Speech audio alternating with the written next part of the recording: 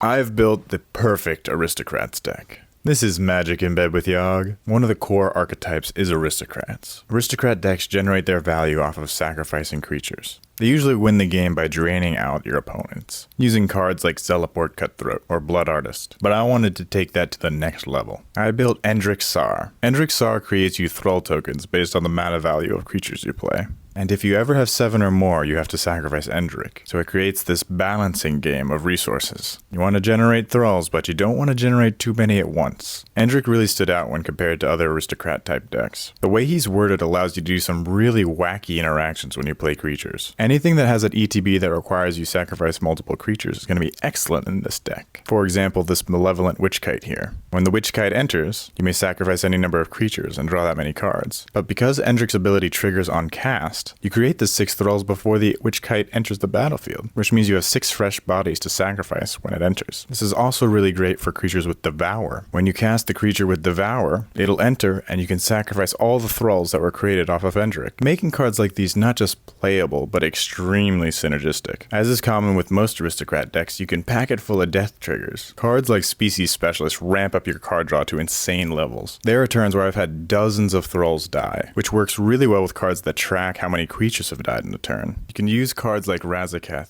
as an insane finisher. When Razaketh enters, you'll create 7 Thralls and have to sacrifice Endrek, but then you'll have 7 bodies to sacrifice to Razaketh, allowing 7 tutors, and if you can't win with 7 tutors, you're out of luck. Say goodbye to any worries you might have had about cards that require you to sacrifice creatures at your upkeep. You're always going to have a spare Thrall to sacrifice. This has been my pet deck for a while now and personifies how I love to play Magic. Is there a deck that you've taken to the next level?